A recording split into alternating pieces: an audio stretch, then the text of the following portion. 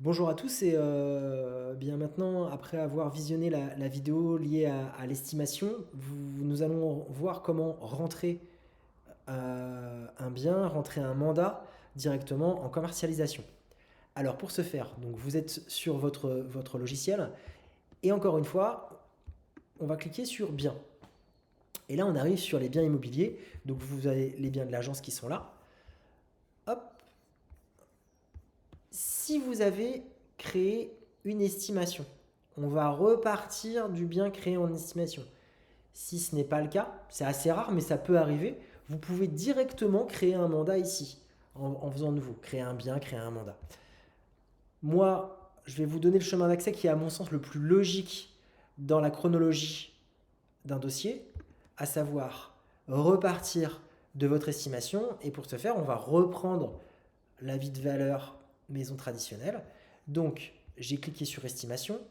Je vais sur l'estimation que je souhaite transformer en bien sur le marché. Et là, il n'y a rien de plus simple, puisque ici, on est en onglet prospection, on va passer à sur le marché. C'est une vente qu'on souhaite faire, registre de transaction, mandat. Et là, vous lui attribuez un nouveau numéro de mandat. Type de mandat. Donc là, vous choisissez le type de mandat qui a été négocié avec votre client. Hop, là, on va partir du principe que c'est un mandat exclusif. Objet du mandat, mandat de vente. Validé.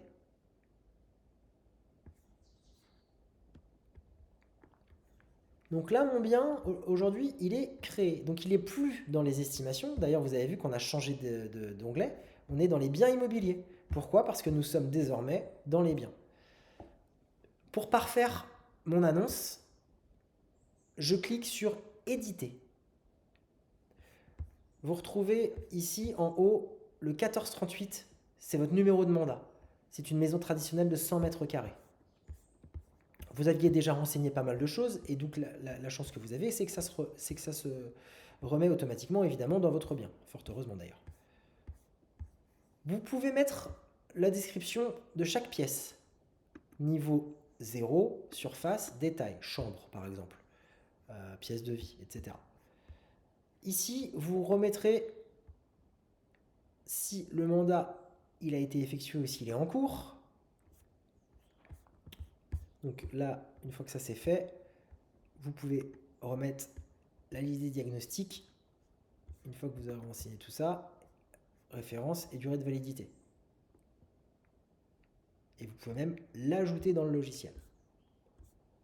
Ensuite, on reprend l'adresse approximative ou exacte d'ailleurs. Vous pouvez tout à fait être exact. C'est-à-dire qu'il sera vraiment bien pointé sur les sites. Vous pouvez ajouter les données cadastrales. Prix de vente. Donc là, il s'agit du prix de vente frais d'agence inclus. Mettons 365, 1, 2, 3. Ça veut dire un prix de net vendeur. Donc là, sur ce type de bien, on est à 4,9%. Hop, alors je vais pas faire le calcul, hein, je vais juste partir du principe que c'est 350. Et donc automatiquement, comme j'ai mis ici prix de vente à 365 et que j'ai mis un net vendeur à 350, bah, il calcule que mes zonos ils sont de 15 000.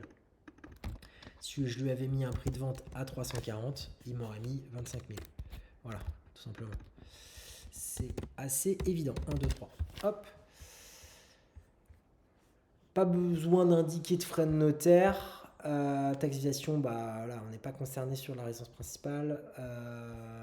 Occupation, donc on va mettre que c'est libre. Vous avez votre contact qui est indiqué ici. Il y a deux alternatives. Moi, j'ai mis le couple tout à l'heure. Enfin, dans l'autre vidéo, vous avez pu voir que j'avais mis que c'était un couple. Ça veut dire que ça va ressortir tel quel sur le mandat. En revanche, ça veut dire aussi que vous serez obligé de remplir les coordonnées sur le mandat. Mais bon, c'est potentiellement plus préférable. Ensuite, vous allez sur l'onglet présentation commerciale. Donc là, c'est le titre de votre annonce. Maison familiale, par exemple. Oula. Familiale. pouvez mettre des points forts, mais c'est pas nécessaire. Mise en avant, c'est est-ce que vous voulez qu'elle soit mise en avant sur le site internet de l'agence? Ça n'a pas un gros intérêt. Tout le monde souhaite que son bien soit en avant. Mais de toute façon, dites-vous que c'est sur les sites d'annonces qu'il faut qu'ils soient mis en avant. Donc dans ces cas-là, vous savez très bien qu'on utilise aujourd'hui des options sur les différents sites d'annonces qui permettent justement de mettre en avant les biens. Accroche, bah, vous pouvez mettre exclu par exemple. Si vous avez réalisé une vidéo, vous pouvez nous l'adresser. On peut l'héberger sur YouTube ou autre. On a un YouTube d'agence. Et dans ces cas-là, il y aura un lien vers la vidéo. Pardon. De la même manière, on reparlera de la visite virtuelle. Ensuite, vous avez le descriptif. La rédaction, elle peut être automatique. Si vous voulez, on peut cliquer dessus, vous allez voir. Alors ça génère un texte, ça prend un petit peu de temps. C'est pas très humain comme démarche. Déjà d'une part parce que aujourd'hui, ça se ressent quand on lit une annonce qui n'a pas été rédigée par quelqu'un. L'avantage, c'est que vous gagnez du temps sur certains sujets. Donc, pour ceux qui souhaitent l'utiliser, utilisez-le, mais reformulez s'il vous plaît. Reformulez que ça ait l'air vraiment d'être fait par quelqu'un. Voilà, on a besoin de créer du lien et de l'échange, et ça se fait dès la rédaction et dès surtout la lecture de l'annonce par nos clients acquéreurs. Donc je ne vais pas évidemment sur cette vidéo reprendre tous les termes et tout le texte, mais c'est un conseil que je vous donne. Une fois que vous avez modifié ce que vous avez à modifier, vous faites utiliser les textes générés. Hop, vous faites oui, et voilà. Donc automatiquement, le texte est inscrit. Là, il n'y a pas besoin de mettre quoi que ce soit, sauf si vous avez une raison particulière de l'indiquer. Lot d'un programme, si c'est le cas. Exposé à des géorisques, oui. Et ici, vous pouvez accéder au site, si le bien est exposé à des géorisques. Mais en Loire-Atlantique, vous savez pertinemment que de toute façon, on est sur un sol granitique qui a potentiellement le sol qui bouge. Voilà, donc il est préférable de mettre oui. Tac. Donc là, ensuite, s'il y a un syndic, vous pouvez le mettre. Suivi par, ce sera vous. Provenance du mandat, vous pouvez mettre si vous avez un apporteur. Et puis voilà. Des petites notes, des petites références que vous pouvez mettre ici. Et si vous avez posé un panneau ou pas. Pourquoi? Parce que en fonction, vous pouvez oublier chez qui vous avez mis les panneaux. Donc, une fois que vous avez fait ça, vous pouvez enregistrer. Mais avant d'enregistrer, vous pouvez enregistrer, pardon. Tac. Donc là, bon, on va dire que votre bien il est plus ou moins déjà pas mal renseigné. Restera à faire action photo pour glisser-déposer vos photos. Vous pouvez aussi changer l'ordre. Tac. Et dernier élément, le mandat. Document modélo généré. Donc là, on voit qu'il n'y en a aucun. Vous voyez qu'ici, on a toujours le fichier dans l'espace de stockage qui est l'avis de valeur. Par contre, dans document modélo généré, on n'en a pas. Et bien, on clique sur plus. Et là, automatiquement, nous ne sommes plus dans l'onglet bien, mais nous sommes dans l'onglet modélo légal. Et vous pouvez aller dans document type. Et là, vous prenez mandat exclusif, type Amcare par exemple. Hop là. Vous cliquez dessus. Il va vous dire modèle sélectionné, mandat exclusif type Amcare. Il va bien référencer le bien 1438, donc c'est bien celui que l'on a rentré. Et vos vendeurs, ce sont bien eux. Vous validez.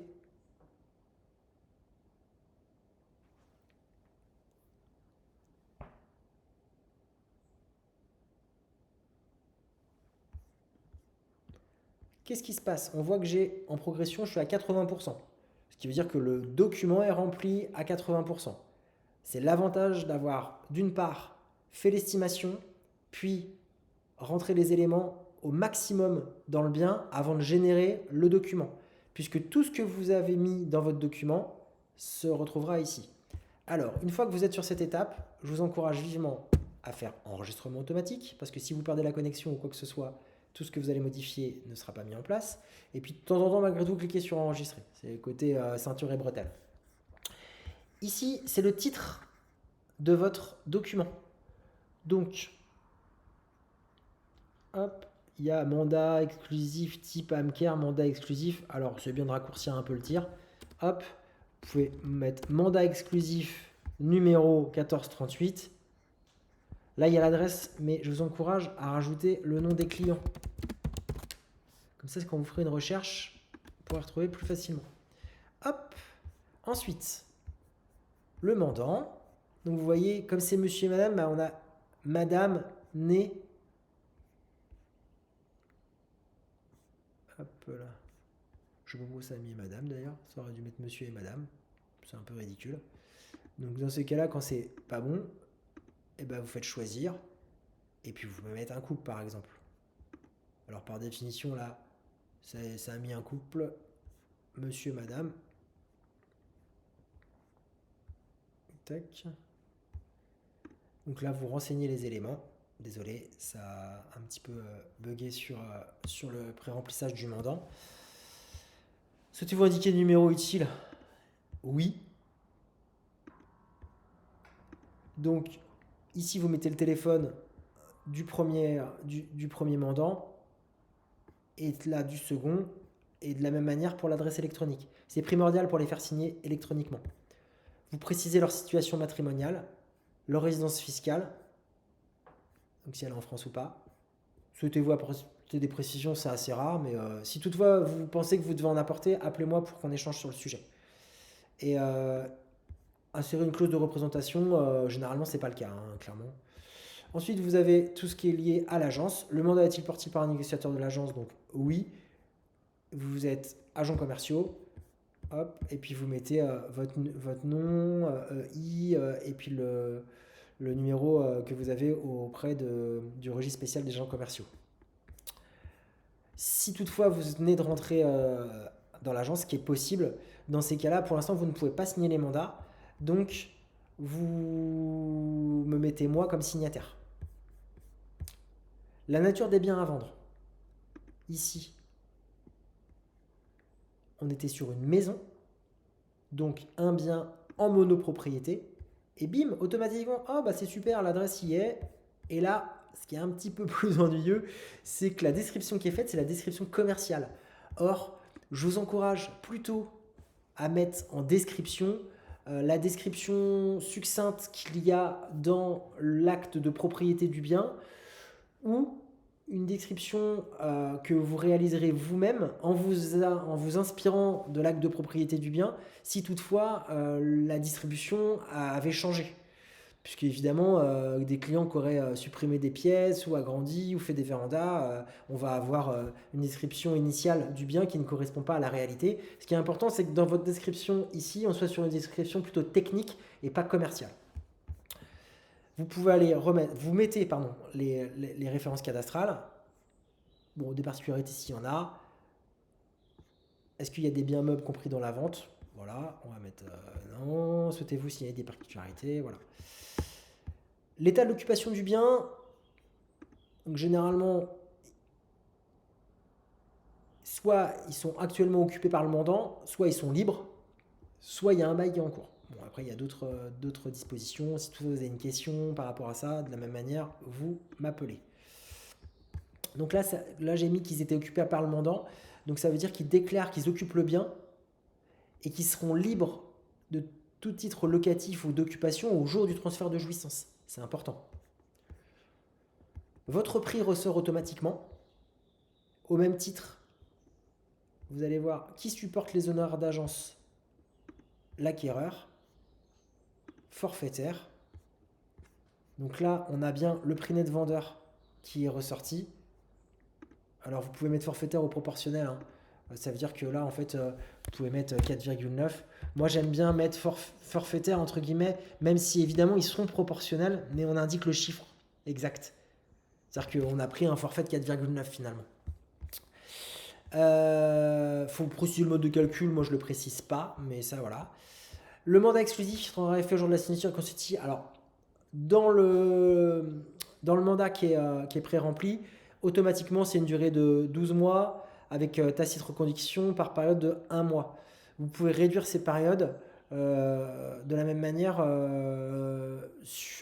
pour obtenir des exclusivités. Parfois il est préférable de mettre que c'est valable 3 mois et qu'après c'est renouvelable. Ça veut dire que bon, vous enfermez un petit peu moins votre client et ça permet de négocier avec lui l'exclusivité malgré tout. Ensuite, je continue. Condition générale, insérer une clause pénale en cas de refus illégitime d'exécuter. Oui, si toutefois vous avez obtenu le prix demandé et que finalement ils ne veulent plus exécuter, on intègre une clause pénale. Je vous le dis tout de suite, on n'ira pas forcément prendre un avocat. C'est vraiment histoire d'éviter tout problème ou tout désistement un petit peu cavalier de la part de mandants. Important de vous enquérir du fait qu'il n'y a pas de mesure de protection de vos clients. Et raison pour laquelle aussi vous demandez le titre de propriété. Vous pouvez être face à des clients qui ont par exemple la jouissance du bien, c'est-à-dire l'usufruit, mais qui n'ont pas la nue propriété. En l'occurrence, le tribunal il a tranché sur ces questions-là. Il faut que vous ayez la signature de tous sur le mandat. Voilà, moi je ne veux pas qu'on fasse autrement. Donc le mandat a-t-il l'objet d'une procédure de production? Généralement, ce n'est pas le cas. Un DPE a-t-il été établi? Si c'est le cas, vous mettez oui. Donc, le bien peut-il bénéficier? Alors, en France métropolitaine, vous pouvez lire les DPE réalisés entre le juillet 21 et 30 juin 2024 sur des logements de surface de référence inférieure ou égale à 40 mètres carrés peuvent faire l'objet d'un document qui atteste la nouvelle étiquette énergétique. Voilà. Donc, vous voyez si vous êtes dans le cas de figure ou pas, quoi. Hop. Donc là, c'est important de stipuler si le bien il est à usage d'habitation. Et encore une fois, ça, c'est dans le titre de propriété. Donc, d'où l'importance de l'avoir. Dans le titre, vous avez vraiment toutes les infos nécessaires. Le mandant souhaite dès maintenant désigner un notaire. Généralement, c'est le cas. Et puis, c'est bien d'avoir l'info. Comme ça part assez vite. Hop. Donc, le notaire, maître Papin, par exemple. Notaire à Couëron. Voilà. Avec le tréma, c'est encore mieux. Donc ici, c'est les actions commerciales qui sont réalisées. Je vous invite à lire et à regarder si vous le faites ou si vous ne le faites pas. Et puis à renseigner ce qui doit l'être si toutefois vous faites des actions complémentaires. Si par exemple, il y a les réseaux sociaux sur lesquels vous diffusez. Les pouvoirs donnés au mandataire. Donc je vous inviterai à lire les informations au mandant. Voilà. Vous avez tout ici. Ici, en cochant la case, ça veut dire que le mandant nous autorise à travailler avant le délai de rétractation. Vous pouvez stipuler fait à le. Bon, c'est pas obligatoire parce qu'en fait c'est une signature électronique, donc là vous n'êtes pas obligé. Et dernier élément, il faut ajouter en annexe l'ADIP. L'ADIP, il y a une version qui est téléchargeable directement dans Modelo Légal. Si vous voulez, on peut aller voir. Hop. Je vous invite à télécharger, accéder à Modelo en haut. Je vous invite à télécharger l'ADIP. Voilà.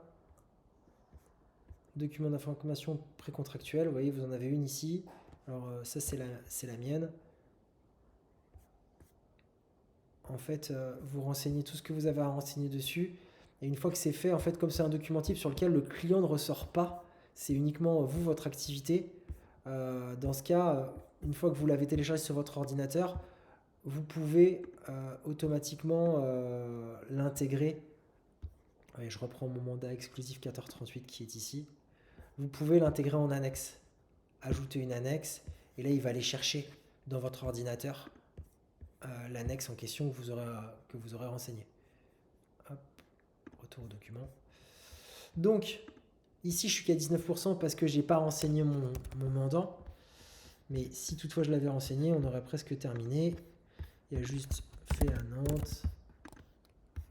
Fais-le, pardon. À Nantes, en combien d'exemplaires. Vous pouvez mettre 3 exemplaires, 4 exemplaires, en fonction du nombre de...